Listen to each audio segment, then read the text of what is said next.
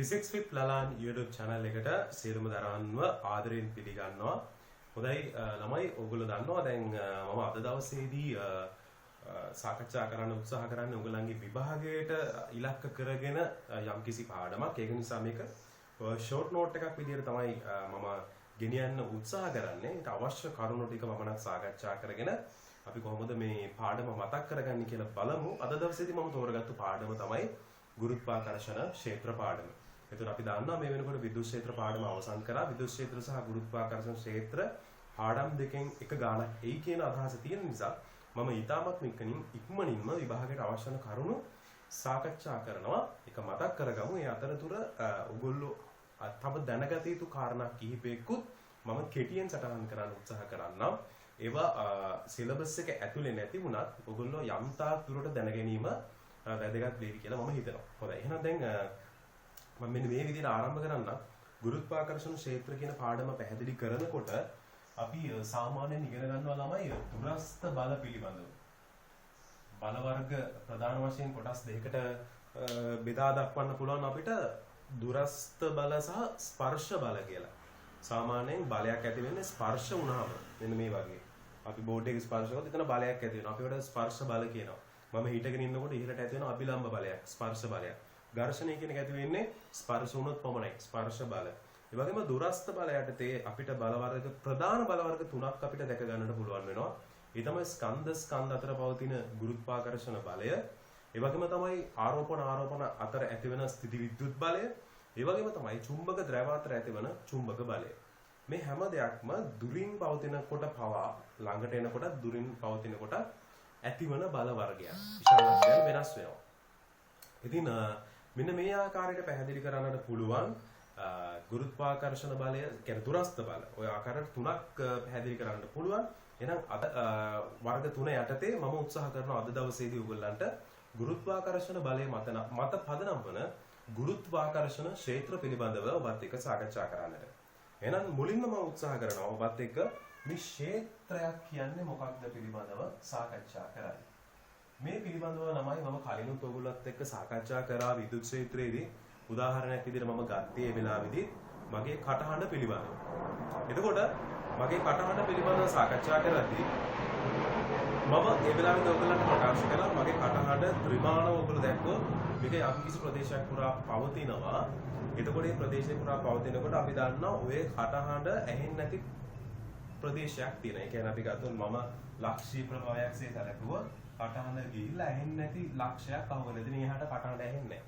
ඔන්න ඔය වගේ ත්‍රිමාණව ගත්තොත් මම කියවා මේක ගෝලීය හැඩයෙන් යුක්ත පරිමාවක් ලැබෙයි. කියන්නේ පෘෂ්ඨයක් ලැබෙයි අපිට ගෝලීය පෘෂ්ඨයක්. මේ ඇතුළත ඉන්න ඕනම ලක්ෂයකට මගේ කටහඬ ඇහෙනවා. ඉතින් එහාට ගියාම ඇහෙන්නේ නැතිව. ඒතර මගේ කටහඬ ඇහෙන ප්‍රදේශය කටහඬ සඳහා ක්ෂේත්‍රයක් ලෙස සලකන්න පුළුවන් නිය කියලා මම කාරණාව විද්‍යුත් ක්ෂේත්‍රයේදී පැහැදිලි කරා. ඒ පැහැදිලි කිරීමම තමයි ළමයි මෙතනදිත් මට සිදු කරන්නට වෙන්නේ. එහෙමනම් එතනදිත් මම පැහැදිලි කරා ක්ෂේත්‍රයක් අදිශ සහ දෛශික ලෙස කොටස් දෙකකට වර්ග කරන්නට පුළුවන් කියලා. දැන් කටහඬට දිශාවක් නැහැ. කියන්නේ ධ්වනියට දිශාවක් නැති නිසා ඒක අදිශ රාශියක් නිසා අපිට ඒක අදිශ ක්ෂේත්‍රයක් විදිහට බලය මත පදනම් වන ක්ෂේත්‍රයන් අපිට දෛශික ක්ෂේත්‍රයන් විදිහට හඳුන්වන්නට පුළුවන් වෙනවා. හොඳයි. එහෙනම් ඔන්න ඔය ආකාරය යටතේ අපි අද දවසේදී සාකච්ඡා කරන්නේ මේ බලය මත පදනම් වන දේවල්. එහෙම නැත්නම් ක්ෂේත්‍ර තීව්‍රතාවය මත පදනම් වන ක්ෂේත්‍රයන්නේ. ඒක නිසා මේවා පැහැදිලි ලෙසම දෛශික ක්ෂේත්‍රයක්. හොඳයි. එහෙනම් අද දවසේ ගුරුත්වාකර්ෂණ ක්ෂේත්‍රය මෙන්න මේ විදිහට ආරම්භ කරමු. right. එහෙනම් මේකට ප්‍රධාන වෙන්නේ තමයි ස්කන්ධය කියන එක. ස්කන්ධය වටා මෙන්න මේ විදිහට ක්ෂේත්‍රයක් පවතිනවා. මොකක්ද මේ පවතින ක්ෂේත්‍රය? අපි කියනවා මෙන්න මේ ස්කන්ධයක් වටා පවතින. එහෙම නැත්නම් මෙවැනි ආකාරයකේ ප්‍රදේශයක් තුලට වෙනත් ස්කන්ධයක් ගෙනල්ලා තිබ්බහම ඒ ස්කන්ධය මත යම්කිසි බලයක් ඇති වෙනවා නම් අපි කියනවා ඒ ප්‍රදේශය ගුරුත්වාකර්ෂණ ක්ෂේත්‍රයක් කියලා. අන්න එහෙම අපිට පැහැදිලි කරන්න පුළුවන්. යම්කිසි ප්‍රදේශයක් තුලට වෙනත් ස්කන්ධයක් ගෙනල්ලා තියෙනකොට මේ ස්කන්ධය මත ඇත්තටම ඇති වෙන ආකර්ෂණ බලය අනිවාර්යෙන් ඇති වෙන්නේ ආකර්ෂණ බලය. right? යම්කිසි දිශාවක් ඔස්සේ බලයක් ඇති වෙනවා නම් අනිවාර්යෙන් මේ ප්‍රදේශයේ ගුරුත්වාකර්ෂණ බලයක් විදිහට පැහැදිලි කරන්නට පුළුවන් හැකියාව තියෙනවා. පැහැදිලිද?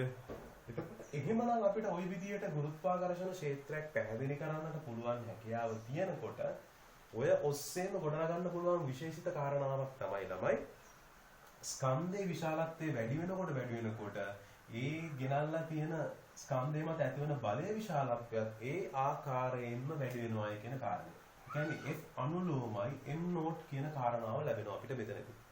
පැහැදිලිද? ඒතර මේ අනුලෝම සමානුපාතය අයින් කරන්න පුළුවන්. අයින් කරාට පස්සේ අපිට ලැබෙනවා මෙන්න මේ ආකාරය. නියතයක් අපිට දාගන්න පුළුවන්. දැන් මේක අනුලෝමයක් තියෙන නිසා අපිට නියතයක් දාගන්න පුළුවන්. ඒ නියතය අපි දාගන්නේ E ලෙස. එතකොට අපි මේ E ව පැහැදිලි කරා විද්‍යුත් ක්ෂේත්‍රවලදී තමයි එතනදී අපි ගා විද්‍යුත් ක්ෂේත්‍ර තීව්‍රතාවය. අපි එතනදී තමයි පැහැදිලි කරා එක විද්‍යුත් ක්ෂේත්‍ර තීව්‍රතාවය කියලා. මෙතනදී අපි ඒක පැහැදිලි කරන්නේ ගුරුත්වාකර්ෂණ ක්ෂේත්‍ර තීව්‍රතාවය. මොකද මේක ඒකී ආරෝපණයක් මත ඇතිවන බලය නිසා. සමා වෙන්නේ විද්‍යුත් ක්ෂේත්‍ර තීව්‍රතාවය තමයි අපි කිව්වේ ඒකී ආරෝපණයක් මත ඇතිවන බලය කියලා. මෙතනදී අපි කියන්නේ ඒකී ස්කන්ධයක් මත ඇතිවන බලය ගුරුත්වාකර්ෂණ ක්ෂේත්‍ර තීව්‍රතාවය වේ කියලා. ඔන්න ඔය විදිහට අපිට පැහැදිලි කරන්නට හැකියාව තියෙනවා. පැහැදිලිද? දැන් මේක තමයි ළමයි ගුරුත්වාකර්ෂණ ක්ෂේත්‍රයක මූලිකම කරුණ. ගුරුත්වාකර්ෂණ ක්ෂේත්‍රයක අර්ථ දක්වන්නේ කොහොමද? මෙන්න මේ විදිහට ගුරුත්වාකර්ෂණ ක්ෂේත්‍රයක අර්ථ දක්වන්න පුළුවන්. ඒ ඔස්සේ අපිට ඒ අර්ථ දැක්වීම ඔස්සේ ලස්සන සම්බන්ධයක් එනවා. තබන ලද ස්කන්ධ විශාලත්වය වැඩි වෙනකොට ඒ මත ඇතිවන ගුරුත්වාකර්ෂණ බල විශාලත්වය වැඩි වෙනවා. අන්න එහෙමනම් අනුලෝමයක් තියෙනවා. එතන අනුලෝම සමානුපාත නියත දාගත්තොත් ඒක මේ ක්ෂේත්‍රයට අනන්‍ය වෙන ගුණයක් ලෙස ලැබෙනවා. ක්ෂේත්‍ර තීව්‍රතාවයේ විදිහට ඒක තබන ලද ස්කන්ධෙන් ස්වායත්ත වෙනවා කියන කාරණාවත් මෙතනදී පැහැදිලි වෙනවා. මොකද ඒකී ස්කන්ධයක් මත ඇති වෙන බලය කියන තමයි මෙහිදී ලැබිලා තියෙන්නේ. හොඳයි. දැන් එහෙනම් අපි එමු මූලික කාරණා. දැන් මේ නම් ගුරුත්වාකර්ෂණ ක්ෂේත්‍රය පැහැදිලි කරන විදිය. එතකොට මේ මම දැන් මේක කල්පනා කරනවා මේ පාඩම කරපු ළමයි තමයි මේ පාඩමත් එක්ක දැන් මේ වෙනකොට එකතු වෙලා ඉන්නේ කියලා ළමයි, right? හොඳයි. දැන් එහෙනම් ගුරුත්වාකර්ෂණ බලය කියන්නේ දුරස්ත බලයක් කියලා අපි අධ්‍යයනය කරානේ. ඒ ඔස්සේම ගුරුත්වාකර්ෂණ ක්ෂේත්‍රය පැහැදිලි කරගත්තානේ. දැන් මෙතනදී අර ආරෝපණවලදී පැහැදිලි කරන අපි කූලෝම් නියමය කියලා. අන්න ඒ වගේ ලස්සන නියමයක් පැහැදිලි කරගන්නවා. මේ 1650න් පස්සේ වගේ ඉපදුණු විද්‍යාඥයෙක්. ඒ ගණන් වල හිටපු විද්‍යාඥයෙක් වෙච්ච අයිසෙක් නිව්ටන් විද්‍යාඥයා. අයිසෙක් නිව්ටන් විද්‍යාඥයා හොයාගන්නවා මේ ගුරුත්වාකර්ෂණ නියමය. ගුරුත්වාකර්ෂණ නියමය හොයාගන්න පදනම් වෙන්නේ ඊට කලින් 1650ට වගේ කලින් ජීවත් වෙච්ච ජොහන්ස් කෙප්ලර් කියන විද්‍යාඥයා මේ සෞරග්‍රහ මණ්ඩලයේ පෘථිවිය සූර්යයා අතර හොයාගත්තු නියම තුනක් තිබුණා. එතකොට ඒ නියම තුන මත පදනම් කරගනිමින් තමයි මේ අයිසෙක් නිව්ටන් කියන විද්‍යාඥයා මේ නියමය හොයාගන්නේ. ගුරුත්වාකර්ෂණ නියමය. මොකක්ද හොයාගන්න? ඔයගොල්ලෝ කතාව අහලා තියෙනවා මේ ඕලල් කාලේ කතාව අහලා තියෙන ඇපල් ගෙඩියක් වැටෙනකොට ඔහු හිතන්නට පටන් ගත්ත කාරණාව. ඒදිත් ඔහු මෙන්න මෙහෙම ඒක විශ්වය සඳහා ඔහු ගොඩනගනවා ලස්සන නියමයක් විදිහට යම්කිසි ස්කන්ධයන් දෙකක්. ගත්තොත් අපි මෙතන ස්කන්ධය M1 තවත් ස්කන්ධයක් අපි ගමු M2 කියලා. මේ ස්කන්ධවල කේන්ද්‍ර යාකරන රේඛාවේ කෙටිම දුර අපි ගත්තොත් සිම්පල් R කියලා. ඔහු ගොඩනගන දෙයක් තමයි මේ ස්කන්ධ දෙක අතර පවතිනවායි කියලා කියනවා අන්‍යෝන්‍ය බලයන් දෙකක්. ඒ කියන්නේ විශාලත්වයෙන් සමාන දිශාවෙන් ප්‍රතිවිරුද්ධ වූ ආකර්ෂණ බලයන් දෙකක් පවතිනවායි කියලා කියනවා. මේ පවතින බලයේ විශාලත්වය ඔහු කියනවා මෙන්න මෙහෙම සම්බන්ධ වෙනවා කියලා. ස්කන්ධ දෙකේ ගුණිතයට අනුලෝම ලෙස ඒ වගේම ස්කන්ධ කේන්ද්‍ර අතර පවතින දුරේ වර්ගයට ප්‍රතිලෝම ලෙසත් සම්බන්ධ වෙනවායි කියන කාරණාව ඔහු එහිදී ප්‍රකාශ කරනවා. මේ අනුලෝමය ඉවත් කරාට පස්සේ නියතයක් දාගත්තට පස්සේ එතනට අපි දානවා G කියලා නියතයක්. මේක විශ්වීය නියතයක් ලෙස හඳුන්වනවා. G විශාලත්වය සාමාන්‍යයෙන් අපි දෙන්නේ 6.6 10 ඍණ 11ක් ලෙස මට මතක හැටියට ළමයි. හරිද? 6.6 10 ඍණ 11ක් ලෙස. නමුත් මේක මතක තබා ගැනීමේ අවශ්‍යතාවයක් නැහැ. එක්සෑම් එකේදී ඔයගලන්ට දෙයි. ඒ දුන්නේ නැතත් ගොඩක් වෙලාවට මේක උදලා ගණන් හදන්න එනවා. ගොඩක් වෙලාවට අඩුයි ළමයි. සමහර අවස්ථාවල දීලා තියෙනවා නැතුවම නෙමෙයි. එතන මෙයාගේ ඒකකේ අපි දැනගන්න ඕන ළමයි. මෙතන නිව්ටන්ගෙන් වැඩි වුණාම nm වර්ගය වෙනවා. ඒතර ස්කන්ධයෙන් බෙදුනහම අපිට එනවා kg ඍණ 2 කියලා. ඔන්න ඕක තමයි ඒකකයේ g සඳහා ලැබෙන. හරිද? දැන් මේක විශ්වීය නියතයක්. right. එතකොට ගුරුත්වාකර්ෂණ ක්ෂේත්‍ර නියතය කියලා අපි මේකට කියනවා. මේක විශ්වීය නියතයක්. මේක විශ්වීය නියතයක් කියලා කියන්නේ හේතුව තමයි ළමයි මේක මාධ්‍ය මත රඳා පවතින්නේ නැහැ. ස්කන්ධ දෙක පෘථුවියේ තිබුණත්, හදේ තිබුණත්, අවකාශය තුල පැවතුණත්, රික්තය තුල පැවතුණත්, කොහේ තිබුණත් ළමයි. ජලය ඇතුලේ තිබුණත්, කොහේ තිබුණත් මේ G කියාගේ වෙනස් වෙන්නේ නැහැ. කියන්නේ G වෙනස් වෙන්නේ නැහැ කියලා කියන්නේ ස්කන්ධ දෙක අතර පවතින ආකර්ෂණ බලයේ විශාලත්වයේ කොයිම ආකාරයකින්වත් වෙනස් වෙන්නේ නැහැ. හැබැයි අපි ආරෝපණ වල ඉගෙන ගන්නකොට ඉගෙන ගත්තා මාධ්‍යෙන් මාධ්‍යට මේ ආරෝපණ මොකද ඒ ආරෝපණ අතර පවතින ආකර්ෂණ විකර්ෂණ බලවල විශාලත්වය වෙනස් වෙනවා කියලා. මාධ්‍යෙන් මාධ්‍යට. නමුත් මෙහිදී එහෙම දෙයක් සිදු වෙන්නේ නැහැ කියන කාරණාව තේරෙනවා. ඒක නිසා තමයි අපි මේකට විශ්වීය නියතය කියන වචනේ අපි මෙතනදී පැහැදිලි කරන්නේ. හොඳයි. දැන් එහෙනම් ළමයි අපි ඉගෙන ගත්තා අයිසෙක් නිව්ටන් කියපු කතන්දරේ. ස්කන්ධ දෙකක් අතර මෙන්න මේ ආකාරයේ ආකර්ෂණ බලයක් පවතිනවායි කියලා. ඉතින් මේක අපිට දැන් ඇප්ලයි කරන්න පුළුවන් නේද? දැන් මේ කාරණාවම ඇප්ලයි කරගන්න බැරි වෙයිද? අර අපි හොයාගත්තු නියමයට. ඒ කියන්නේ අපි හොයාගත්තු නියමයක් නෙමෙයි අපි යම්කිසි නියමයක් ගොඩනගුවා මෙන්න මේ විදිහට. මෙන්න මේ ස්කන්ධය වට අපි හිතමු මෙහෙම ක්ෂේත්‍රයක් ගොඩනගෙනකොට මෙයාගේ ස්කන්ධය කැපිටල් M මෙයාගේ ස්කන්ධය සිම්පල් M කියලා ගත්තොත් හරිද? මෙන්න මේ ගුරුත්වාකර්ෂණ ක්ෂේත්‍රය මත මෙන්න මෙයාව ගෙනල්ලා තියෙනවා. සිම්පල් M ස්කන්ධය ගෙනල්ලා තියෙනවා. එතකොට එයාමට ඇති වෙනවා මෙන්න මෙවැනි ආකාරයක බලයක්. ඒතර අපි කිව්වා මේ ගෙනල්ලා තියෙන M ස්කන්ධයට මේ F බලය අනුලෝම වෙනවා කියලා. කලින් අපි ඒක පැහැදිලි කරා. ඒ වෙලාවේදී අනුලෝම සමානුපාතය අයින් කරන්න දාපු නියතිය තමයි E කියලා කිව්වේ. ගුරුත්වාකර්ෂණ ක්ෂේත්‍ර තීව්‍රතාවය. එයාව උක්ත කරත් අපිට ලැබුණේ F බෙදීම සිම්පල් M ලෙස. මේ වෙලාවේදී අපිට නිව්ටන් නියමය පාවිච්චි කරොත් එහෙම නිව්ටන් නියමයේ ගුරුත්වාකර්ෂණය සඳහා අදාළ වෙන නිව්ටන් නියමය පාවිච්චි කරොත් F වල ලියන්න පුළුවන් G capital M simple M බෙදීම R වර්ගය කියලා. මේක කැලින්ම ගිහිල්ලා අපිට පුළුවන් මෙතනට ආදේශ කරන්න. මේ F මනේ ළමයි මේ දෙදෙනාටම එකම බලය බලපාන නිසා මට මෙතනට ගිහින් ආදේශ කරොත් අපිට ලැබෙනවා ළමයි GMM බෙදීම R වර්ගයේ වතාවක් 1 යට M. M ට M කැපිලා ගිහිල්ලා අවසානයේදී E සඳහා ලැබෙන සමීකරණය වෙනවා GM බෙදීම R වර්ගයේ මෙන්න මේ ආකාරයට. දැන් එහෙනම් මේක දිහා බලපුවම ඔයගලන්ට තේරෙනවා ඇති ළමයි E සඳහා ලැබිලා තියෙන සමීකරණය දිහා බැලුවොත් මේ කැපිටල් M ස්කන්ධය අවට පවතින ගුරුත්වාකර්ෂණ ක්ෂේත්‍රය දිහා ඔයගොල්ලෝ තේරුම් ගත්තොත් යම්කිසි ලක්ෂයක ගුරුත්වාකර්ෂණ ක්ෂේත්‍ර තීව්‍රතාවය කියන මේ රාශිය කොයිම වෙලාවකවත් තබන ලද ස්කන්ධය මත රඳා පවතින්නේ නැහැ. තබන ලද ස්කන්ධයෙන් ස්වායත්ත වෙනවා කියන කාරණාව දැන් ඔයගොල්ලන්ට පැහැදිලි වෙනවා. පැහැදිලිද? ඒතර මේ කාරණාව තමයි ළමයි අපි ආරෝපණ යටතේදී සිදුවිතු ක්ෂේත්‍රවලදී සාකච්ඡා කරේ. හොඳයි දැන් එහෙනම් ළමයි අපි යම්කිසි දෙයක් දැන් ගොඩනගමින් යනවා. මෙතනින් පස්සේ අපිට පුළුවන් ඇප්ලිකේෂන්ස් වල ටික එකතු වෙන්න. හරි. දැන් එහෙනම් මේ වෙලාවේදී ඔන්න දැන් මම ගත්තේ ළමයි ලක්ෂීය ස්කන්ධ අවට ගුරුත්වාකර්ෂණ ක්ෂේත්‍ර තීව්‍රතාවයේ විචලනය වෙන විදිය. ලක්ෂීය ස්කන්ධ අවට ගුරුත්වාකර්ෂණ ක්ෂේත්‍ර තීව්‍රතාවයේ විචලනය වෙන විදිය. ඒ වගේම අපි ඉගෙන ගත්තා ලක්ෂීය ස්කන්ධ දෙකක් අතර පවතින බලය. නිව්ටන් නියමයෙන් අපි ගොඩ නැගුවා. ඒක ස්කන්ධ දෙක ලක්ෂීය වෙන්න ඕනේ නෑ ළමයි හරිද? ඊට විශාල ස්කන්ධ උනා මේ නිව්ටන්ගේ නියමය වළංගු වෙනවා. නමුත් ඒක ලක්ෂීය ස්කන්ධසේ සලකා අපි ගුරුත්වාකර්ෂණ ක්ෂේත්‍ර තීව්‍රතාවය සඳහා තමයි මෙන්න මේ විදිහට සමීකරණයක් ගොඩ නැගුවේ. පළවෙනි එක ගත්තොත් ලක්ෂීය ස්කන්ධය කැපිටල් M කියලා ගත්තොත් R දුරකින් පිහිටි ලක්ෂයක විද්‍යුත් ක්ෂේත්‍ර තීව්‍රතාවය අපි ලිව්වේ GM බෙදීම R වර්ගය. මේක තමයි තමයි සාධාරණ සමීකරණය. ලක්ෂීය ස්කන්ධයක් අවට. නමුත් අපි හිතමු දැන් මේක අපි ගත්තොත් ළමයි ප්‍රස්ථාරිකව ගත්තොත් ගුරුත්වාකර්ෂණ ක්ෂේත්‍ර තීව්‍රතාවය හරිද? දුරත් එක්ක විචලන වෙන විදිය ප්‍රස්ථාරගත කරන්න කොහොමද? මෙන්න මේ විදිහට තමයි ප්‍රස්ථාරගත කරන්නේ. බිඳුවට එන්නේ නැහැ. අනන්තයේ බිඳුවට එන විදිහට මේ විදිහට ප්‍රස්ථාරගත කරන්න වෙනවා. ඕකේ අනිත් පැත්තට අඳින්නේ කොහොමද? දිශාවත් සලකලා අපිට මේ විදිහට තමයි අඳින්නේ. දිශාවත් සලකලා මෙන්න මේ පැත්තෙන් එන විදිහට අඳින්න වෙනවා. හරි. ඒක ගැටලුවක් නැහැ මේ ලක්ෂී ස්කන්ධයක් අවට ගුරුත්වාකර්ෂණ ක්ෂේත්‍ර තීව්‍රතාවය විචලන වෙන විදිය නිර්මාණය කරගන්න විදිය. දැන් අපිට දෙවෙනි මාතෘකාව විදිහට දාගන්න පුළුවන් ළමයි. right? අරයක් සහිත ගෝලීය ස්කන්ධයක් අවට කොහොමද ගුරුත්වාකර්ෂණ ක්ෂේත්‍ර තීව්‍රතාවය විචලනය වෙන්නේ? අරයක් සහිත ගෝලීය ස්කන්ධයක් අවට මෙන්න මේ විදිහට ගත්තා. දැන් මෙයාට තියෙනවා නිශ්චිත අරයක්. මේ අරයට සිම්පල් R දුරකින් පිටි ලක්ෂයක ගුරුත්වාකර්ෂණ ක්ෂේත්‍ර තීව්‍රතාවය විචලනය වෙන්නේ කොහොමද? මතක් කරගන්න ළමයි හරියටම ආරෝපිත සන්නායකයක් අවට එහෙම නැත්නම් ආරෝපිත පරිවාරකයක් ඝන ගෝලීය පරිවාරක උනත් සන්නායක උනත් මේ ගෝලීය වස්තුවක් ඇහැයින් පෘෂ්ඨයට ඇහැයින් තියෙනකොට ස්ථිර විද්‍යුත් ක්ෂේත්‍ර තීව්‍රතාවය ලියපු ආකාරයටම තමයි මෙතනත් ළමයි ගුරුත්වාකර්ෂණ ක්ෂේත්‍ර තීව්‍රතාවය ලියන්න ඕනේ.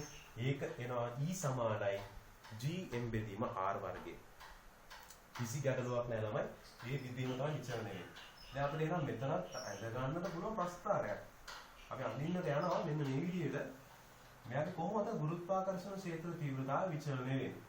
පෘෂ්ඨය දිහා දැන් මේකට අපි ගවුස් ප්‍රමේයම දාන්න නැහැ. ගවුස් ප්‍රමේය අපි යොදන්නේ මේ විදුලි ක්ෂේත්‍රයේ දෙන ළමයි හරියද? මේකේම තීව්‍රතාවය හරින ගවුස් ප්‍රමේයම යොදන්නේ නැහැ හරියද? අපි මෙතනට ඇවිල්ලා බලනකොට එතන ඉන්නේ E දිහා ගෙලියුවා gm බෙදීම කැපිටල් R වර්ගය. මොකද සිම්පල් R ට කැපිටල් R සමාන වෙන නිසා අපිට එනවා gm බෙදීම R වර්ගය කියලා පෘෂ්ඨයේදී. දැන් එහෙනම් අපිට නිශ්චිත අගයක් එනවා පෘෂ්ඨයේ සිට අනන්තයට යනකොට මෙන්න මාර්ගයගේ වැඩි වෙනකොට මෙන්න මේ ආකාරයට තමයි. ඒ කියන්නේ E අනුලෝම 1ට R වර්ගය ලෙස තමයි විචලනය වෙන්නේ.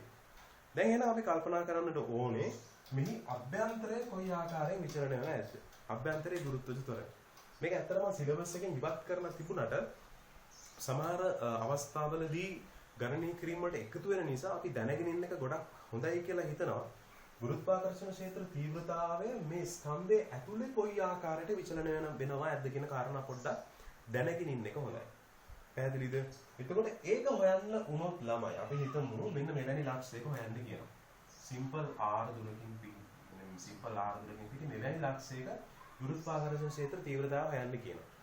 දැන් ඕගොල්ලෝ ළමයි මතක් කරගන්න විද්‍යුත් ක්ෂේත්‍රයේදී අපි ආරෝපිත පරිවාරක ඝන ගෝලයක් ඇතුලේ අභ්‍යන්තරයේ කොහොමද ගවුස් ප්‍රමේය දාලා විද්‍යුත් ක්ෂේත්‍ර තීව්‍රතාවය හෙව්වේ. ගවුස් ප්‍රමේය දාන්න බෑ මේකට. නමුත් අපි ඒක හොයපු විදිය මතක් කරගන්නකො ළමයි. අන්න ඒක ඒ ආකාරයට අපිට පුළුවන් මෙන්න මේ විදිහට ලියන්න. අපි මේ සිම්පල් R ලෙස තෝරගත්තු මෙන්න මේ ගෝලීය පෘෂ්ඨේ නැත්නම් මේ ගෝලීය මේ වදාළ පරිමාව ගත්තොත් එහි මුළු ස්කන්ධය හොයාගන්නවා. කැපිටල් R අරයේ තියෙන වස්තුවේ මුළු ස්කන්ධය කැපිටල් M නම් හරිද? මම මේ තෝරගත්තු අරයක් සහිත ඒ අදාළ වස්තුවේ ස්කන්ධය හොයාගන්න නම් මම කරන්නට ඕනේ ළමයි M dash සමානයි කැපිටල් M සමාන වෙන්නේ 4න් 3යි 5 R ගණයට මම තෝරගත්තේ සිම්පල් R ගණයේ වෙච්ච සිම්පල් R අරයේ වෙච්ච ගෝලයක්. එහෙනම් කැපිලා ගියාම අවසානයේදී M dash එනවා. right R ගණයේ විදිහම කැපිටල් R ගණයේ වතාවක් කැපිටල් M. ඔන්න ඔය ආකාරයට හරිනවා. මේක තමයි අපිට ලැබෙන M dash ස්කන්ධය. දැන් මේක සිලබස් එකේ නැති වුණාට දැන් මම ඔයගලන්ට පොඩක් පැහැදිලි කරනවා ඇතුලේ කොයි ආකාරයට මේ විද්‍යුත් ක්ෂේත්‍ර තීව්‍රතාවය සමාන විද්‍යුත් ක්ෂේත්‍ර නෙමෙයි දැන් පැටලෙනවා මේක ළඟ පාඩම් දෙයක් යන නිසා ගුරුත්වාකර්ෂණ ක්ෂේත්‍ර තීව්‍රතාවය විචලනය වෙනවාද කියන කාරණාව. ඊදී අපිට ලැබෙන්නේ තමයි G එතනට දානවා M dash බෙදීම right අරය සිම්පල් R නිසා R වර්ගය. එතකොට මම M dash ආදේශ කරලා බලන්න. ඒතර එන්නේ M dash කියන්නේ M R ඝනයේ බෙදීම කැපිටල් R ඝනයේ වතාවක් R වර්ගය. R වර්ගයට මෙතන කැපිලා ගියා. අවසානයේදී අපිට ලැබෙනවා මෙන්න මෙහෙම සමීකරණයක් gm බෙදීම r ඝනයේ වතාවක් සිම්පල් r. ඊදී ඔයගලන්ට තේරෙනවා ළමයි gm බෙදීම r ඝනය කියන එක නියතයක්. g නියතයක් m නියතයක් r වෙනස් වෙන්නේ නැත්නම් අපි දන්නවා වෙනස් වෙන එකම දේ මේ දුර. සිම්පල් r වෙනස් වෙනකොට යනවා විද්‍යුත් ක්ෂේත්‍ර තීව්‍රතාවය අභ්‍යන්තරයේදී වෙනස් වෙනවා y සමාන mx ආකාරයට. ඒ කියන්නේ මම කොහොමද ප්‍රස්ථාරය හඳින්න ඕනේ? මෙන්න මේ ආකාරයට. පැහැදිලිද මම මේ කියන කාරණාව? දැන් එහෙනම් මේ හැබැයි ඇතුලේ මතක තියාගන්න ඒක ඇතුලේ ඝනත්වය ඒකාකාර වෙන්න ඕනේ. ඝනත්වය ඒකාකාර වස්තුවක තමයි මෙන්න මේම එන්නේ. නැත්නම් ඝනත්වය ඒකාකාර නොවුනා නම් අපිට මෙන්න මේ සම්බන්ධය භාවිතා කරන්න බැරුව යනවා ළමයි. හරිද? ඝනත්වය ඒකාකාර නොවුනා නම් මේ ස්කන්ධය ඇතුලේ මෙන්න මේ සම්බන්ධය භාවිතා කරන්න බෑ. මෙහෙම හොයන්න බෑ අපිට. හරි. දැන් එහෙනම් ඔන්න ওই විදිහට අපි තේරුම් ගන්නට ඕනේ. ලක්ෂීය ස්කන්ධයක් අවට වගේම ගෝලීය ස්කන්ධයක් අවට කොහොමද ගුරුත්වාකර්ෂණ ක්ෂේත්‍ර තීව්‍රතාවය විචලනය වෙන්නේ? ඔයගලන්ට කිව්වොත් එහෙම මේක දිශාව සලකලා අනිත් පැත්තට අඳින්න කිව්වනම් ඔයගලන්ට කරන්න තියෙන මොන සරල දෙයක් මේ විදිහම තමයි. හරි නේද? ආකාරයට ප්‍රස්ථාරය සම්පූර්ණ කරගෙන යන්න විතරයි තියෙන්නේ දිශාවත් එක්ක සලකලා. දැන් ළමෙක් එකපාරක් මේ ගුරුත්වාකර්ෂණ ක්ෂේත්‍ර පාඩම් බලන කෙනෙකුට මේ දිශාව සලකලා කොහොමද ප්‍රස්ථාරය උඩයට මාරු කරේ කියන එක තේරෙන්නේ නැත්නම් විද්‍යුත් ක්ෂේත්‍ර පාඩමට ගිහිල්ලා බලන්න. එහිදී මම ලස්සනට පැහැදිලි කරනවා තමයි ඒ දිශාව මාරු වෙන්නේ කියන එක. හරිද? ඒකද මම පැහැදිලි කරන ප්‍රස්ථාරය. හරි. දැන් එතකොට එහෙනම් අපිට ආරම්භය මේ විදිහට ගත්ත හැකි. දැන් අපිට ගුරුත්වාකර්ෂණ ක්ෂේත්‍රය පැහැදිලි. right?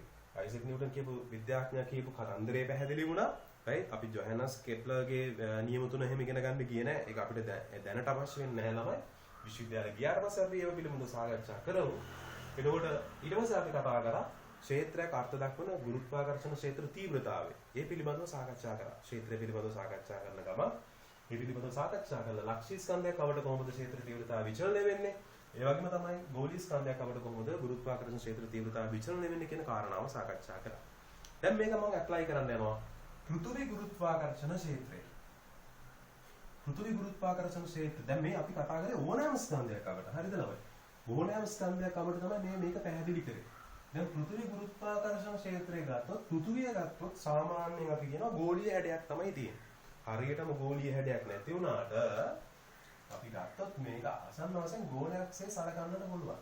නිශ්චිත ආරයක් තියෙන අපි සාමාන්‍යයෙන් කියන පෘථිවියේ ආරය වෙනවා 6400යි කිලෝමීටර කියලා.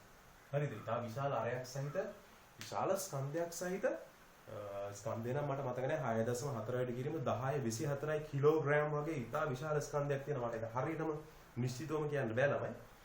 නමුත් ආරය ගත්තොත් බලන්න ඉතා විශාල ආරයක් තියෙනවා. ආරයක් සහිත ගෝලීය හැඩයකින් යුක්ත ස්කන්ධයක්සේ සලකන්නට පුළුවන් මෙන්න මේ පෘථුවිය. ඒතර අපි දන්නවා පෘථුවිය කියන මේ වස්තුව තමා වටා කැරකෙමින් තමයි තියෙන්නේ. තමා වටා කැරකෙනවා. ඒ වගේම පෘථුවිය වටා චන්ද්‍රයා කැරකෙනවා. එතකොට මේ චන්ද්‍රයා සහ පෘථුවිය කියන සම්පූර්ණ පද්ධතිය සූර්යයා වටා කැරකෙනවා. ඕකනේ සාමාන්‍යයෙන් සිදු වෙන්නේ. හරි. එතකොට ඒ අනුව දවස් ගත වීම, මාසය ඇතිවීම සහ අවුරුද්ද ඇතිවීම කියන කාරණා තීරණය වෙනවා. හොඳයි. එතකොට ඒ කාරණාව යටතේදී ළමයි දැන් මොන වැදගත් කාරණාවක් පැහැදිලි කරන්නට යනවා. මොකක්ද ළමයි මේ පෘථුවිය සම්බන්ධ කරගෙන මම වැදගත් කාරණාවක් පැහැදිලි කරන්න යන්නේ. පෘථුවිය කොහොමද ගුරුත්වාකර්ෂණ ක්ෂේත්‍ර තීව්‍රතාවය අර්ථ දක්වන්නේ? පෘථුවියට ගුරුත්වාකර්ෂණ ක්ෂේත්‍ර තීව්‍රතාවය අර්ථ දක්වන්නේ අර කලින් විදිහම තමයි. සිම්පල් ආර්ධනකින් පිළිලක්ෂයක E වලියන්න කියවනම් ඒක ලියන්න වෙන්නේ GM බෙදීම R වර්ගය. ඒක පෘථුවි ස්කන්ධය මම කැපිටල් M කියලා අරන් තියෙනවා. නමුත් පෘථුවිය සම්බන්ධ කරනකොට මතක තියාගන්න අපි E කියලා නෙමෙයි ලියන්නේ ළමයි.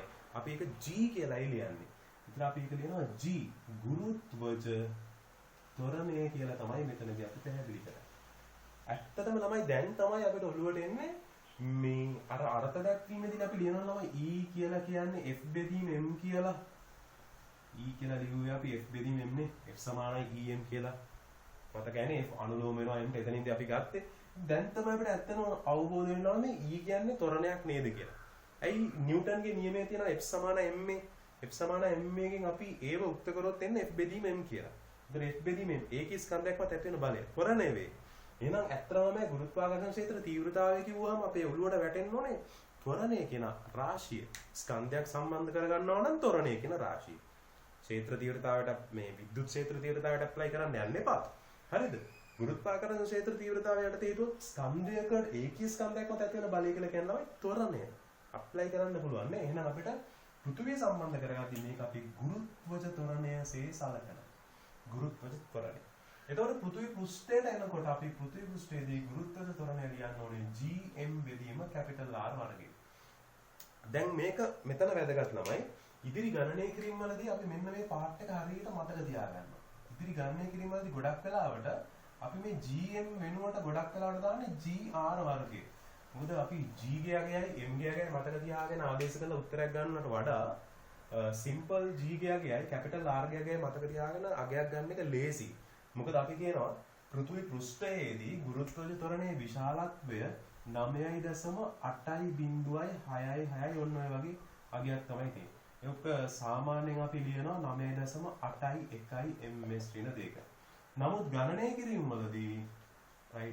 කිරීම වලදී මොකද අපිට ගානක් හදන්න පුළුවන් කියන එක විතරනේ චෙක් කරන්නේ. එහෙම නැතුව අපි මේ A-level ගෙනගිනින් අපි රොකට් යවන්න යන්නේ නෑනේ ළමයි. ඒ නිසා අපි ගණනය කිරීම වලදී මේ වැරදි අගයක් ගන්නෙ ආසන්න වශයෙන් අපි ගන්නවා G සමානයි 10යි ms ඍණ 2 කියලා. වැරදි. ඇත්තට ඉතින් ගණනය කිරීම වල තමයි පහසුයි ළමයි අපිට. හරිද? ඒක නිසා G සමානයි 10යි ලෙස අරගෙන ගණනය කිරීම වලට දාලා R 6400යිනේ. ඒතර අපිට ලේසි GM අගය වෙනකොට මේ අගයන් ටික දාලා හොයාගන්න එක ලේසි. සුළු කරන්න ලේසි. ඒ නිසා මේක මතක තියාගන්න පොඩ්ඩක් වටිනවා කියන එකත් මතක තියාගන්න ළමයි. හරිද? ඒකත් මතක තියාගන්නවා කියන එකත් මතක තියාගන්න එක වටිනවා නේ. රයිට්. දැන් ඊට ළමයි අපි එහෙනම් අභ්‍යන්තරයට එනකොට ඇතුලේ ලක්ෂයක් ගන්නකොට දැන් ගුරුත්වජ ත්වරණය විචලනය වෙන්නේ කොහොමද කියලා දැන් ළමයිගෙන් අහුවා. එයා හිතන්න දෙයක් නෑ ආයේ. ඒතර එයා හිතන්න දෙයක් නෑ. කලින් අපි ඇඳලා පෙන්නුවා ළමයි ආයේ කතන්දර දෙකක් නෑ. එයා දන්නවා මෙතන ආන්නේ. ඒතර ළමයි ඇතුලේ මම මේක වෙන පාටකින් අඳින්නම්. ඇතුලේ y සමාන mx ආකාරයට කියන්නේ e අනුලෝමය වන ආකාරයට මෙන්න මෙහෙම විචලනය වෙන්න ඕනේ කියන කාරණාව පැහැදිලි කරනවා. මේ මොකද අපි අහන්නේ ගුරුත්වාකර්ෂණ ක්ෂේත්‍ර තීව්‍රතාවයේ දුරත් එක්ක විචලනය වෙන විදිය. පැහැදිලිද? දැන් මේක තමයි ළමයි සිලබස් එකේ තියෙන කතන්දරය. මේ තමයි සිලබස් එකේ තියෙන කතන්දරය. පෘථිවි ගුරුත්වාකර්ෂණ ක්ෂේත්‍ර තීව්‍රතාවය ගත්තත් එයාත් විචලනය වෙන්නේ මේ විදියමයි. එළිය ගත්තොත් e අනුලෝමයි එකයට r වර්ගය. මේවා තේරුම් ගන්න. දැන් මම පොඩ්ඩක් සාමාන්‍ය භෞතික විද්‍යාවට කැමති කෙනෙක් විදිහට මීට වැඩිය පොඩ්ඩක් එහාට මම ඔයගොල්ලන් එක්කන් ගෙනියන්න උත්සාහ කරන්න. සාමාන්‍යයෙන් අපිට පෘථිවිය ගත්තොත් ඇත්තටම පෘථිවිය ඇතුලේ මේ ඝනත්වය ඒකාකාරද? පෘථිවිය ඇතුලේ ඝනත්වය ඒකාකාරද කියලා ළමයිගෙන් අහුවොත් ඒ ළමයි හොයාගෙන ගියොත් ඔයගොල්ලන්ට අන්තර්ජාලය උනත් පාවිච්චි කරලා හොයන්න පුළුවන් පෘථිවියේ අභ්‍යන්තර ඝනත්වය ඒකාකාර නැහැ ළමයි. අපි දන්නවා ඔක ඇතුලේ තියෙන මධ්‍ය ඔක හරය කියන එකක් තියෙනවා මධ්‍ය හරය කෝ එක රයිට් ඊට පස්සේ බාහිරින් අපිට කබල හම්බ වෙනවා. ඔය වගේ කොටස් තුනකට බෙදලා තියෙනවා. මට ඒ කොටස් වල හරියට මතක නැහැ. රයිට් මැදේ තියෙන මොකද්ද කියලා ඒ පිටතනම් කබල තියෙනවා මැදේ හරය ඊට පස්සේ ඔය විදිහට කොහොමද කොටස් තුනකට කැඩෙනවා ළමයි හරිද එතන මේ කොටස් තුනකට කැඩුණාම මේ අවස්ථා තුනේදීම ගත්තොත් තැනින් තැනට යනකොට ඝනත්වය වෙනස් වෙවි තමයි තියෙන්නේ ඝනත්වය හැමතැනම ඒකාකාර නෑ ළමයි පැහැදිලිද ඝනත්වය ඒකාකාර නෑ අපි උනත් ඔය දන්නවා නල විදක් එහෙම හදා ගන්න උත්සාහ කරනකොට නල විද කියන එක ඇත්තටම ස්වභාවධර්මයට පටහැනි නිර්මාණයක් නමුත් දැන් අපි හිතමු නල විදක් හදන්න උත්සාහ කරනවා කියලා. නල විදක් හදන්න උත්සාහ කරනකොට අපි කරන්නේ අර පල්ලෙහාට හාරගෙන ගිහිල්ලා මේ ගල විදිනවා. විදලා මේ උල්පත් වලින් අපි ගන්න. ඒතර අපි දන්නවා මේ පස් තට්ටුවට පල්ලෙහාන් ගියාම ගල් තට්ටුවක් හම් වෙනවා. නේ? එතකොට එතනම ඝනත්වය වෙනස් වෙලා තියෙනවානේ. එතනත් අපිට තේරෙනවා නේද ළමයි? රයිට්. එතකොට ඒ කියන්නේ පෘථුවියේ ඒකාකාර ඝනත්වයක් නෙමෙයි තියෙන්නේ. ඇත්තටම ගත්තොත් මෙහෙම ප්‍රස්ථාරයක් නෙමෙයි. අපි හිතමුකෝ මේ මැද ඝනත්වය වැඩි එන්න ඝනත්වය අඩු වෙමින් ගියා කියලා. මැද ඝනත්වය වැඩි එන්න ඝනත්වය අඩු වෙමින් ගියා කියලා ලීනිය ආකාරයට යනවා කියලා කියන්නේ රේඛීය ලෙස ඝනත්වය අඩු වෙමින් යනවා කියලා. අන්න එවැනි ප්‍රස්ථාරයක් අඳින්න ඕන අපිට අඳින්න මෙන්න මේ විදිහට. ඒතකොට ඇතුළේ විචලනය වෙන්නේ මෙන්න මේ ආකාරයට. පොඩි කර්ව් එකක් එනවා මෙන්න මේ. ඇතුළේ පොඩි කර්ව් එකක් එනවා. මේක සිලබස් එකේ නෑ ළමයි. හරිද? මම මේ නිකන් සරලව කියලා දෙන්නේ. හරිද? එතකොට මේ ඝනත්වය ඒකාකාර ලෙස අඩු වෙමින් යනවා නම් මෙන්න මේ වගේ කර්ව් එකක් එන විදිහට තමයි එන්නේ. ඒ වගේම අපි හිතමු මේ ඇත්තටම පෘථිවි ක්ෂේත්‍රය ඇත්තටම පෘථිවියේ කොහොමද තියෙන්නේ කියලා ගත්තොත් පෘථිවිය ඇත්තටම තියෙනවා මෙන්න මේ ආකාරයට.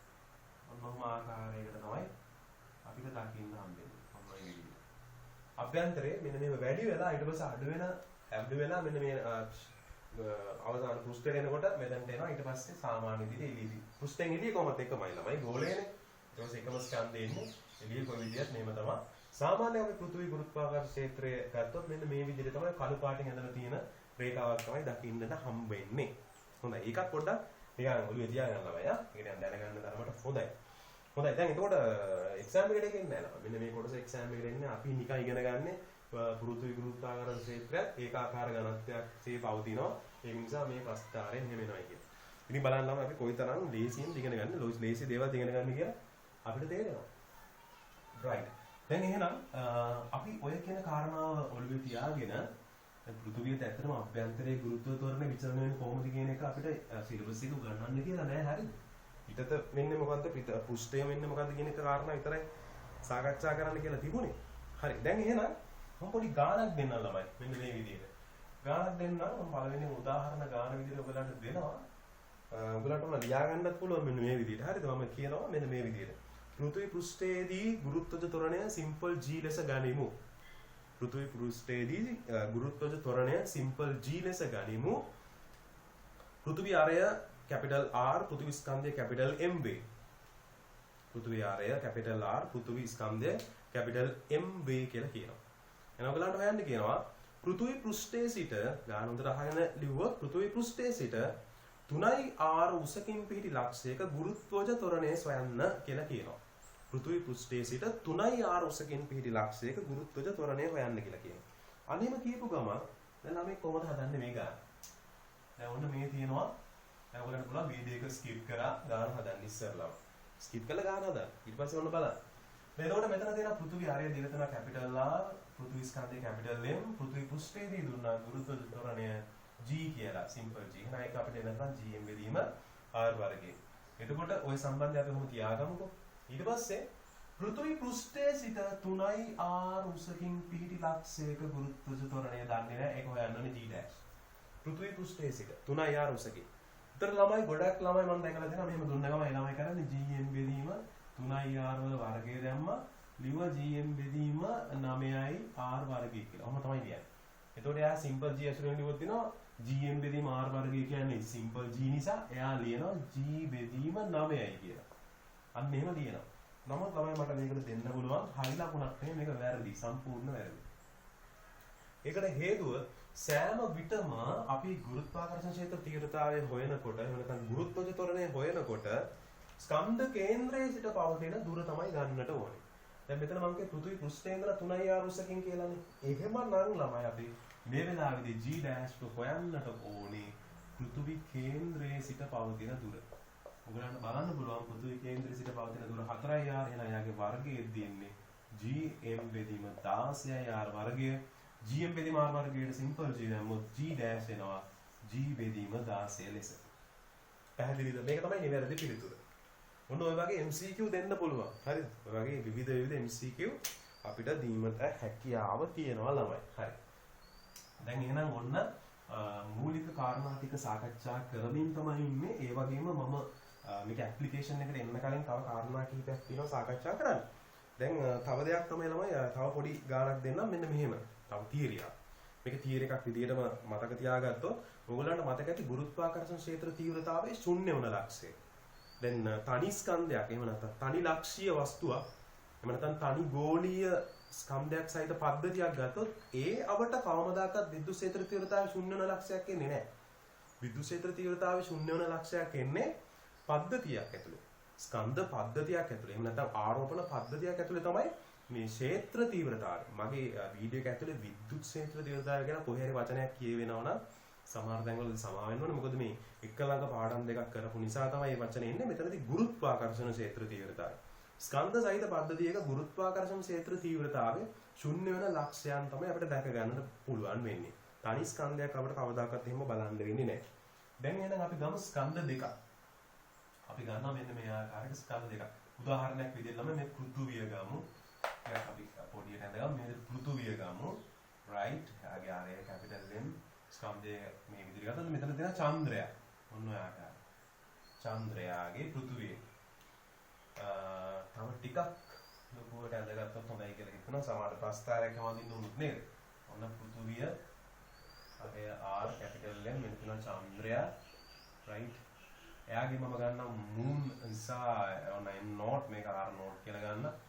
right. ඔන්න ඔය විදිහට පෘථුවිය සහ චන්ද්‍රය කේන්ද්‍රයා කරන ඕන රේඛාව තියෙනවා. මේ ස්කන්ධ දෙක අතර කල්පනා කරන්න හැම වෙලාවෙම ඇති වෙන්නේ ආකර්ෂණ බලයක්. දෙන්න අතරම අන්‍යෝන්‍ය mutual forces ඇති වෙන ආකර්ෂණ බල. එතකොට තේරුම් ගන්න ළමයි මේ වෙලාවේදී විද්‍යුත් ක්ෂේත්‍ර තීව්‍රතාවයේ ශුන්‍ය වෙන ලක්ෂය කියන්නේ මොකක්ද? කලිනුත් පැහැදිලි කරලා තියෙනවා.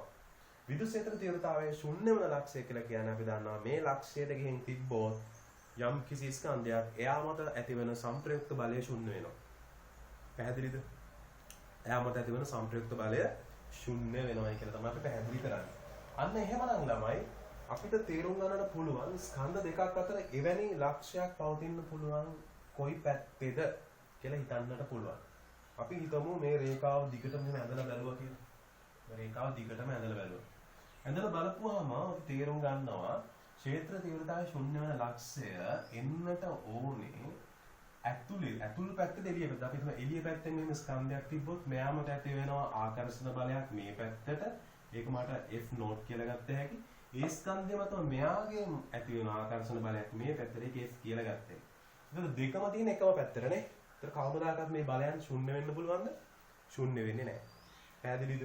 එහෙමනම් අපි අභ්‍යන්තරයේ තරක් ගත්තොත් අපි ගන්නවා අපි හිතමු යම් කිසි ලක්ෂයක් ගත්තා. එයාගෙන් මෙයාගේ පැත්තට ආකර්ෂණ බලයක් ඇති වෙනවා. අපි ඒක F not කියලා ගන්න පුළුවන්. මෙයාගේ පැත්තට ඇති වෙන ආකර්ෂණ බලය F කියලා ගන්න පුළුවන්. යම් කිසි දුරකදී යම් කිසි නිශ්චිත දුරකදී F සමානයි F not වුවහොත්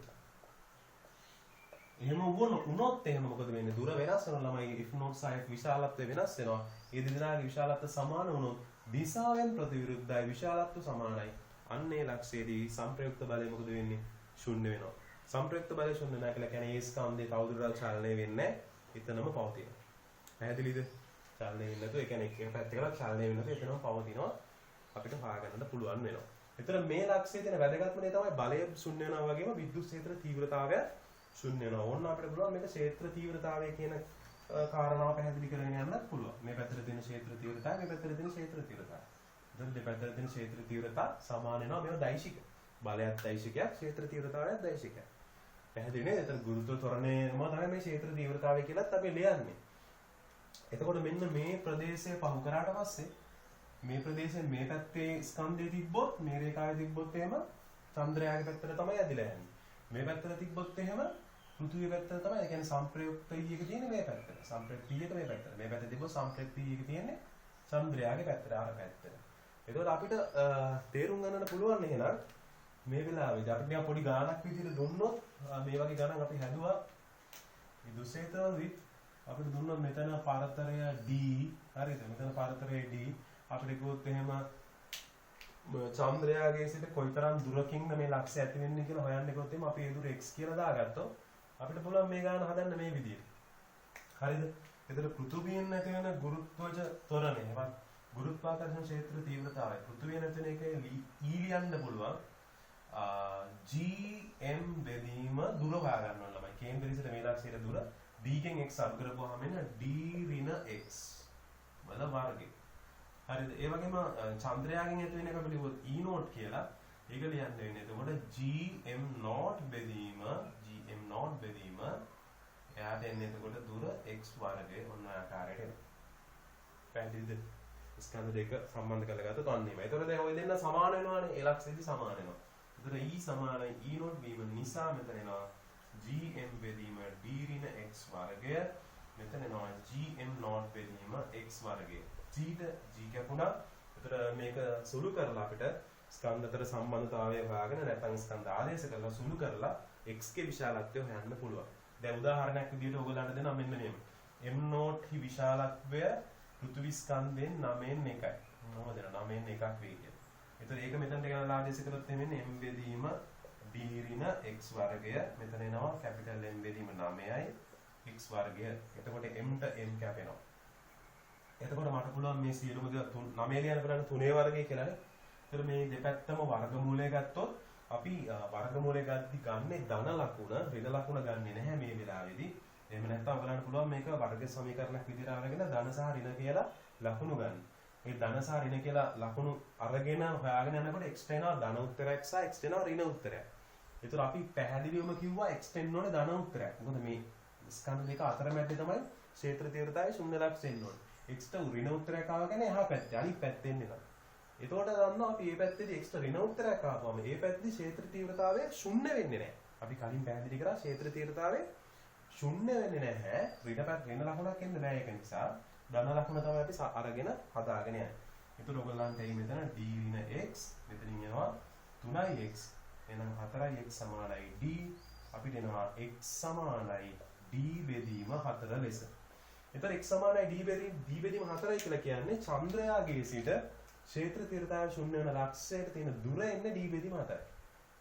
එතකොට අපි දන්නවා එහෙනම් ස්කන්ධය අඩුම වස්තුවට තමයි ලං වෙන්නේ මේ ක්ෂේත්‍ර තීව්‍රතාව ශුන්‍ය ලක්ෂය. ස්කන්ධයට අඩුම ලක්ෂය පැත්තට යනවා. අතර ක්ෂේත්‍ර තීව්‍රතාව ප්‍රබලතාවය වැඩිපුරම තියෙන අර ස්කන්ධය වැඩි එක්කෙනාගේ පැත්තට. එහෙම නේද? රයිට්. ඔන්න ඔය විදිහට අපිට පැහැදිලි කරගන්නට හැකියාව ලැබෙනවා. එහෙනම් අපිට පුළුවන් මේ ඔස්සේ ප්‍රස්ථාරගත කරන්න කොහොමද මෙයාගේ ක්ෂේත්‍ර තීව්‍රතාව විචලනය වෙන්නේ කියලා අපි ඒ වෙලාවෙදිත් පැහැදිලි කරනවා ළමයි. ස්කන්ධයේ ඇතුලේ එහෙම අඳින්න යන්නේ නැහැ. ක්ෂේත්‍ර තීව්‍රතාවය ප්‍රස්ථාරගත කරනකොට ස්කන්ධය ඇතුලේ එහෙම අඳින්න යන්නේ නැහැ. කොහොමද විචලනය වෙන්නේ කියලා. එළියේ ඉඳන් තමයි අපි ඇඳලා බලන්නේ. මෙන්න එළිය පෘෂ්ඨය දක්වා වෙනකම්. ඒතර පෘෂ්ඨයෙන් පටන් ගන්නවා. පෘෂ්ඨයෙන් පටන් ගන්න ක්ෂේත්‍ර තීව්‍රතාවය මොකද වෙන්නේ? මෙතනදී ශුන්‍ය වෙනවා. ශුන්‍ය වෙලා අපිට පේනවා ඇති මේ පැත්තට තමයි ක්ෂේත්‍ර තීව්‍රතාවය තිබුණේ. මේක පැන්න ගමන් ක්ෂේත්‍ර තීව්‍රතාවය දිශාව මාරු වෙනවා. එහා පැත්තට චන්ද්‍රයාගේ පැත්තට. ඒ නිසා දිශාව මාරු වෙන නිසා අපි මෙන්න මේ විදිහට පොඩියට අඳිනවා. මෙයාගේ විශාලත්වය වැඩි, මෙයාගේ අඩු වෙන විදිහට අපි අඳ ගන්නවා. හරිද? මේ ER එක විචලනය වෙන විදිය. අපි යන්නේ. ඔය පෘථිවි අභ්‍යන්තරය අපිට අඳින්න ඒ තරම් අවබෝධයක් නැහැ. මොකද නිකන්ම වයිසමාන mx ආකාරයට අඳින්නත් බෑ. මොකද එහෙමද චන්ද්‍රයාගේ තියෙන බලපෑමත් අපි බලන්න ඕනේ. මේ දෙක එකතු කරලා ගන්නකොට එතන වෙනස් වෙන නිසා තමයි අපි අභ්‍යන්තරය අඳින්න යන්නේ නැත්තේ. එතකොට අර වයිසමාන mx ආකාරයට නෙමෙයි බොහෝ විට ප්‍රස්ථාරේ. පැහැදිලිද? ඒක විචලනය වෙන නිසා. මේ අභ්‍යන්තරේ තඳින්න බෑ. චන්ද්‍රයාගේ ඇතුලේ වයිසමාන mx උනාට පෘථිවිය බලපෑමක් සලකන්න ඕන නිසා එතකොට අපිට බැරුව යනවා අභ්‍යන්තරය ගැන හිතන්න. හරි. එතකොට මේ ආකාරයට වුණ තේරුම් ගන්නට පුළුවන්. දැන් මේ තමයි සිලබස් එකේ තියෙන කොටස. ඊට අමතරව මම සමහර ළමයින්ට ආරාධනා කරනවා ඔයගලන්ට පුළුවන් තවදුරටත් හොයලා බලන්න. දැන් මේ තියෙන තමයි විද්‍යුත් ක්ෂේත්‍ර තීව්‍රතාවය ශූන්‍ය වෙන ලක්ෂය. සිලබස් එක ඇතුලේ ඉඳන් අපි සාකච්ඡා කරන කතාව. විද්‍යුත් ක්ෂේත්‍ර තීව්‍රතාවය ශූන්‍ය වෙන ලක්ෂය. හොයලා බලනකොටත් අපිට ලැබුණා ඒක ලස්සනට චන්ද්‍රයාගේ පැත්තට ආසන්නයෙන් පවතින්නේ කියලා. එතකොට අපි ඔයගොල්ලෝ අහලා තියෙන මේ ලග්‍රාන්ජ් පොයින්ට්ස් කියනවා. ලග්‍රාන්ජ් ලග්‍රාන්ජ් පොයින්ට්ස් කියලා එකක් අහලා ඇති සමහරකට අහලා නැත්නම් ඔයගොල්ලෝ දැනගන්න. ඒ තමයි සාමාන්‍යයෙන් අපි කියනවා මෙවැනි ආකාරයක විශාල ස්කන්ධ දෙකක් අතර. විශාල ස්කන්ධ නමය මේ කුඩා ස්කන්ධ දෙකක් අතර නෙමෙයි අපි කතා කරන්නේ. විශාල ස්කන්ධයන් දෙකක් අතර අපි කියනවා right තියෙනවාය කියලා විද්‍යුත් ක්ෂේත්‍ර තීව්‍රතාවයේ ශුන්‍ය වන ලක්ෂ නෙමෙයි. හරිද? විද්‍යුත් ක්ෂේත්‍ර තීව්‍රතාවයේ අවම වන ලක්ෂ. විද්‍යුත් ක්ෂේත්‍ර තීව්‍රතාව අවම වන ලක්ෂ. මොකද මෙන්න මේ ලක්ෂ අපි හඳුනාගත්තොත් මේ ලක්ෂ වලට ගිහිල්ලා අපි යම්කිසි සැටලයිට් එකක් ගිහිල්ලා අපි ස්ථානගත කරොත් මේ සැටලයිට්ස් මේ දැන් අපි දන්නනේ පෘථුවිය වටා චන්ද්‍රයාම කැරකෙනවානේ දිගින් දිගටම. කැරකෙනකොට ඒ සිස්ටම් එකම මම දැන් ඕනයි සිස්ටම් එක ඇදලා පෙන්නන්න. ඒ අදාළ ලක්ෂ වලට ගිහින් චන්ද්‍රිකා තිබොතේ සම්පූර්ණ සිස්ටම් එකම මෙන්න මේ විදිහට පෘථුවිය වටා කැරකෙන්න පටන් ගන්නවා. එවැනි ආකාරයක ලක්ෂ 5ක් තියෙනවා. පැහැදිලිද? යූලර් කියන විද්‍යාඥයා මුලින්ම පළවෙනි ලක්ෂ 3ක් හොයාගන්නවා. යූලර් කියන විද්‍යාඥයා සිංහලෙන් මම ස්පෙල් කරනවා හරියද දන්නේ නැහැ. යූලර් කියන විද්‍යාඥයා. එයා තමයි මුලින්ම ඔය පොයින්ට්ස් 5න් 3ක් හොයාගන්නේ. නමුත් ඒ තුනම ස්ටේබල් නැහැ. ස්ථාවර නැහැ, වෙනස් වෙනවා. ස්ථාවරම ලක්ෂ දෙක හොයාගන්නේ මේ ලග්‍රාන්ජ් කියන විද්‍යාඥයා. ඒතර ඔක්කොම පොයින්ට්ස් 5ක් දෙනවා. මේක හැබැයි ළමයි සිලබස් එකේ නෑ කියන බය වෙන්න එපා. හරි. ඒතර අපි කියනවානේ චන්ද්‍රයාට ආසන්නයේම තියෙනවා කියලා එක පොයින්ට් එකක්. මේ පොයින්ට් එකට ගෙනල්ලා තිබ්බොත් එimhe අපි කියනවා එතකොට අවම ශක්තියක් යටතේ අපිට මෙතනට ගෙනල්ලා තිබ්බොත් එimhe අවම ශක්තියක් යටතේ මේ සැටලයිට් එක අපිට චලනය කරන්න පුළුවන්. ඒතර චන්ද්‍රිකාවත් කරගෙනවා පෘථිවිය වටේ මේ විදියට. ඒ වගේම චන්ද්‍රයාත් කරගෙනවා මේ විදිහට පෘථිවිය වටේ. පෘථිවිය වටේ චන්ද්‍රයා කරකිනකොටම චන්ද්‍රිකාවත් ඒ ගමන්ම කරකිනවා. ඒ ආවර්ත කාලයම ලැබෙන විදිය. හරිද? මේ විදිහටම තව ලක්ෂයක් තියෙනවා ළමයි. දැන් අපි ගත්තොත් චන්ද්‍රයා මේ පෘථිවියට යන ලක්ෂ අපිට ආරේ ගත මෙන්න මෙහෙම ගන්න පුළුවන් ළමයි. මෙන්න මේ වගේ කක්ෂීය පතයක් ගන්න පුළුවන්. ගුරුත්වයක් විදිහට යනකොට මෙන්න මෙහෙම කක්ෂීය පතයක් තමයි ලැබෙන්නේ. හරිද? ඒකේ අනිත් ලක්ෂය ලැබෙන්නේ අපි ගමු මේක L1 පොයින්ට් එක කියලා. හරිද? ලග්‍රාන්ජ් L1 පොයින්ට් එක. ඇත්තටම ලග්‍රාන්ජ් කියවනේ මේක හොයාගන්නේ ලග්‍රාන්ජ් නෙමෙයි. යූලර් කියන විද්‍යාඥයා. හරිද? ඒකටම සමදුරින් එහා පැත්තේ තියෙන අනිත් ලක්ෂය. හරිද? අර ඔයගොල්ලන්ට ගණිතානුකූලව සුළු කරලත් ආවනේ x ධන සහ ඍණ කියලා. වර්ගමූල ගත්තී x ධන සහ ඍණ කියලා ගත්තාම ඍණ උත්තරේනේ අනිත් පැත්තේ.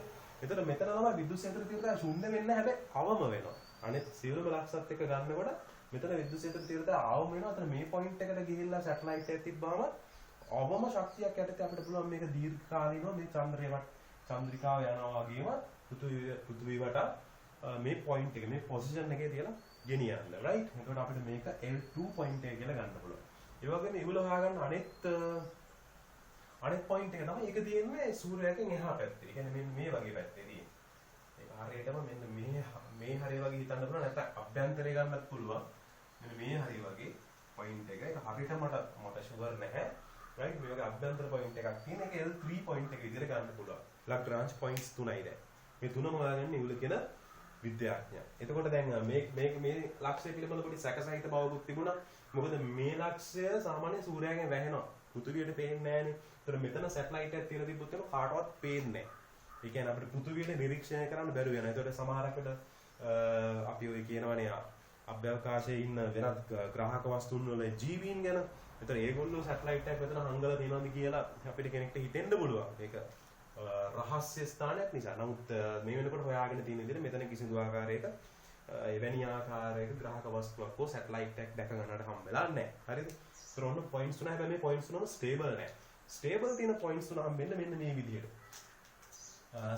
අපි ගන්න පෘථුවියේ ඉඳලා හරියටම අංශක 60ක් මේ විදිහට යනදාම එන පොයින්ට් එකයි මෙන්න මෙතන පොයින්ට් එකයි ගත්තාම මෙන්න මේ ලක්ෂ්‍යය.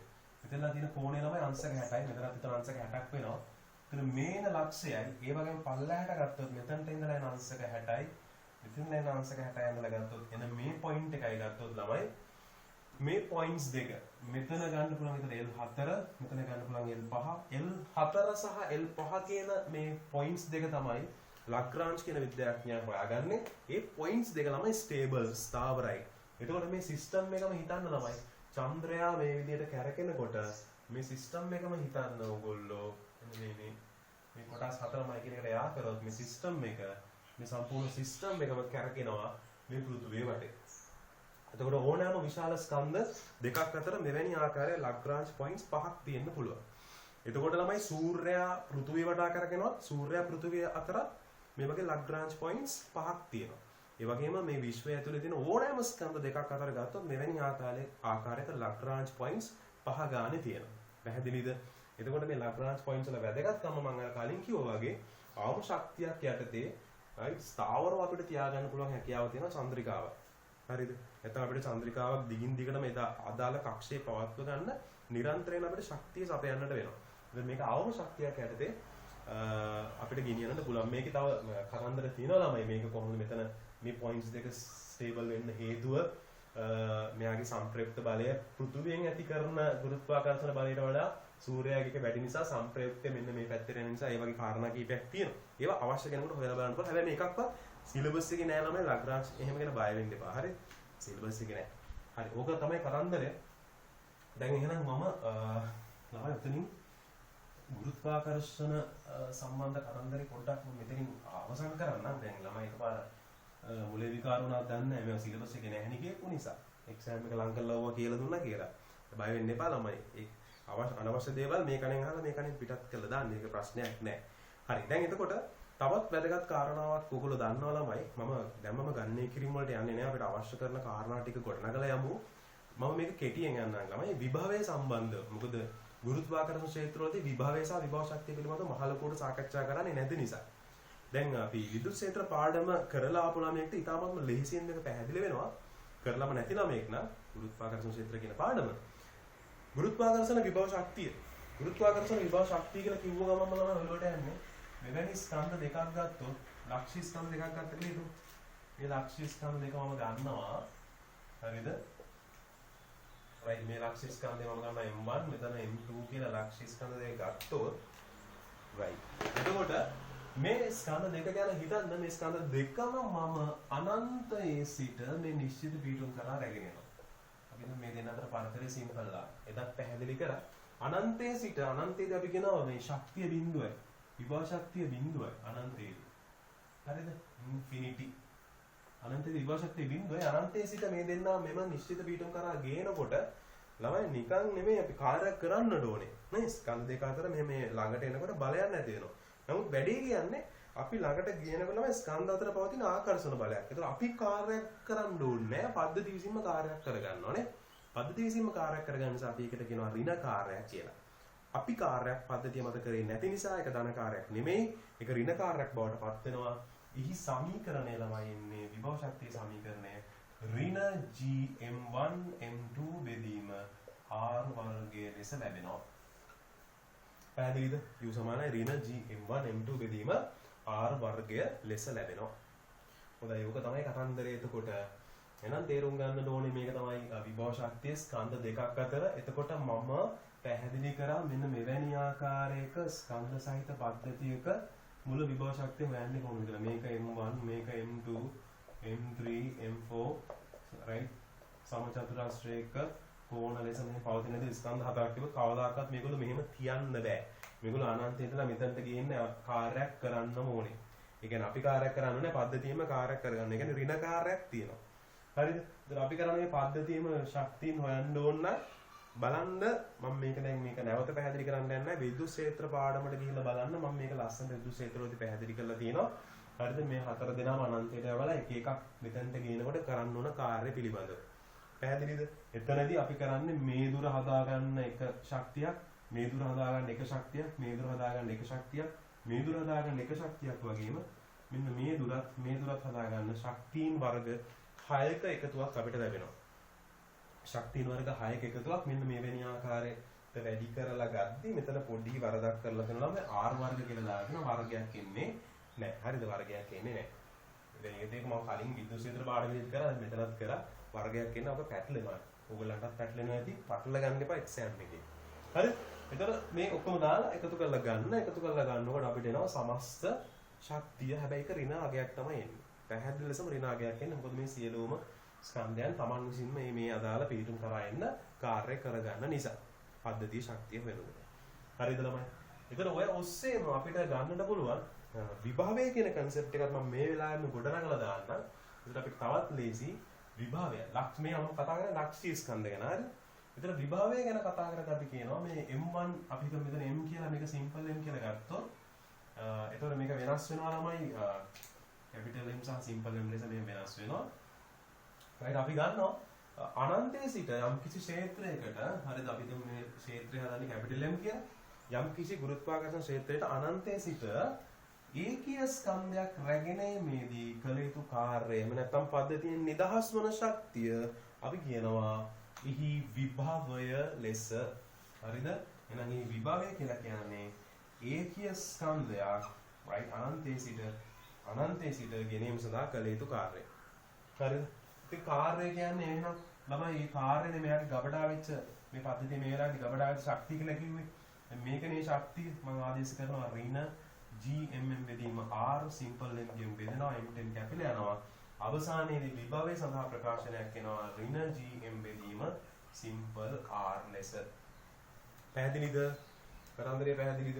එතකොට එහෙනම් දැන් අපිට ලැබෙනවා ලක්ෂ්‍ය ස්කන්ධයක් අවුලට විභවයේ සමීකරණය right තබන ලද ස්කන්ධයෙන් ස්වායත්ත වෙනවා කියන කාරණාව. ඒතර විභවය සහ විභව ශක්තිය අදිශ රාශීන් අපි ඒතර දිශාව සලකන්නට ඕනේ නැහැ. ඒතර විභව අන්තරය හොයන්න කිව්වොත් ක්ෂේත්‍රය තුළ ලක්ෂ දෙකක් අතර විභව අන්තරය හොයන්න කිව්වොත් ගමන් කරපු දිශාව වැදගත් වෙන්නේ නැහැ. අපිට මේ අදාළ අරයන් තමයි වැදගත් වෙන්නේ. අදාළ ලක්ෂ්‍ය ස්කන්ධයේ සිට පවතින අරයන් අරගෙන මේ විදිහට ඒ අදාළ ලක්ෂ වල විභව හොයලා වෙනස හොයාගත්තා නම් හරි. පැහැදිලි නේද? ඔන්න ආකාරයට මේක ප්‍රස්ථාරගත කරලා ගන්න පුළුවන්. ප්‍රස්ථාරයෙන් විභව ප්‍රස්ථාරගත කරලා ගත්තොත් ඔයගලන්ට යනවා දුරත් එක්ක විභව වෙන්නේ අනිත් පැත්තට මෙන්න මෙහෙම. right මොකද මේ අනුලෝම වෙන්නේ ඍණ එකයට ආර වලට නිසා. ඍණ ලකුණක් තියෙනවානේ. ප්‍රස්ථාරගත කරලා ගත්තොත් ඔන්න ආකාරයට තමයි අවසානයේදී ලැබෙන්නේ. දැන් එහෙනම් අපි ගුරුත්වාකර්ෂණ ක්ෂේත්‍ර කියන පාඩම මුල් කොටස මම මෙතනින් අවසන් කරන්න. හරිද? ඊට පස්සේ මම කෙලින්ම ගණනය කිරීම වලට තමයි යන්නේ. හරිද? එතකොට මේ යටතේත් අපි ගණනය කිරීම කිහිපයක් සාකච්ඡා කරනවා. එතනින් පස්සේ අපි චන්ත්‍රිකා චලිතය පිළිබඳව දෙවෙනි කොටසේ සාකච්ඡා කරමු. මම ගණනය කිරීම ආරම්භ කළා තමයි චන්ත්‍රිකා චලිතයට කෙලින්ම එන්නේ. එතකොට දැන් එහෙනම් මතක් කරගන්න පුළුවන් අපි ගුරුත්වාකර්ෂණ ක්ෂේත්‍රය යටතේ ක්ෂේත්‍රය පිළිබඳව සාකච්ඡා කරා. right ඊට පස්සේ ගුරුත්වාකර්ෂණ ක්ෂේත්‍ර තීව්‍රතාවය පිළිබඳව සාකච්ඡා කරනවා. නිව්ටන් ඉදිරිපත් කරපු ගුරුත්වාකර්ෂණ නියමය පිළිබඳව සාකච්ඡා කරා. right එතනින් පස්සේ අතිරේකව ගුරුත්වජ ත්වරණය කොහොමද විචලනය වෙන්නේ කියන කාරණාව සාකච්ඡා කරා. පොඩි ගානක් දෙකක් හදලා ඊට පස්සේ තමයි අපි ඇත්තටම මේක සිලබස් එකට අයිති නැති වුණත් ඇත්තටම පෘථිවිය ඇතුළේ කොහොමද ගුරුත්වජ ත්වරණය වෙනස් වෙන්නේ කියන කාරණාවත් පොඩ්ඩක් සාකච්ඡා කරා. ඊට පස්සේ තමයි අපි විද්‍යුත් ක්ෂේත්‍ර තීව්‍රතාවය ශුන්‍යම ලක්ෂය පිළිබඳව සාකච්ඡා කරේ. ඒ යටතේදී අපි ගණනය කිරීම සාකච්ඡා කරලා අපි ලැග්‍රාන්ජ් පොයින්ට්ස් ගැන කතා කරා. ඒක ඇත්තටම සිලබස් එකේ නැහැ. අමතර කරුණක් විදිහට තමයි මම ඔයගොල්ලන්ට ඉදිරිපත් කරේ. ඊට පස්සේ අපි තමයි මේ අවසානයේදී විද්‍යුත් විභව සමායන ගුරුත්වාකර්ෂණ විභව ශක්තිය සහ ගුරුත්වාකර්ෂණ විභවය සඳහා වළංගු වන සමීකරණ පැහැදිලි කරේ. ඒතකොට දැන් ළමයෙක්ට අහන්න පුළුවන් මෙතනදී ගෝලීය ස්කන්ධයක් අපට ගුරුත්වාකර්ෂණ විභව විචලනය යන ප්‍රස්ථාරය යන්නේ නැද්ද කියලා. බය වෙන්න එපා ළමයි. ගෝලීය ස්කන්ධයක් අපට ගුරුත්වාකර්ෂණ විභවය විචලන වන ප්‍රස්ථාරය මෙවැනි ආකාරයක්ම තමයි මේ විදිහමයි. මොකද අපි ගෝලීය ස්කන්ධයක අභ්‍යන්තරයේ ගුරුත්වාකර්ෂණ විභවය හොයන්න යන්නේ නැහැ. අපි හොයන්න දන්නෙත් නැහැ. ඒක නිසා අපි මේ ප්‍රස්ථාරගත කිරීම සිදු කරන්නේ නැහැ. අභ්‍යන්තරයේ අර විද්‍යුත් ක්ෂේත්‍ර වලදී ගත්තා වගේ නියත වෙන්නේ එහෙම නැහැ ළමයි. හරිද? අභ්‍යන්තරයේ විභවය නියත වෙන්නේ නැහැ. ඒක වෙනස්. ඒ නිසා ඒක එහෙම ඔළුවට දාගන්න දෙපා. අභ්‍යන්තරයේ විභවය අවශ්‍ය වෙන්නේ නැහැ. ඒ කියන්නේ මේ විද්‍යුත් ක්ෂේත්‍ර තරම් අමාරු නෑ ළමයි ගුරුත්වාකර්ෂණ ක්ෂේත්‍ර. ගණනය කිරීම පවා ලේසි. එහෙනම් අපි බලමු ගණන් ටිකක් හදන ගමන් කතන්දරේ බලමු මම මේ විදිහට දැන් එහෙනම් පාඩම අවසන් කරනවා ඔබට අවශ්‍ය කරුණු මතක් කරපු නිසා. එහෙනම් අපි ඊළඟ වීඩියෝ එකේදී නැවත හමු වෙමු.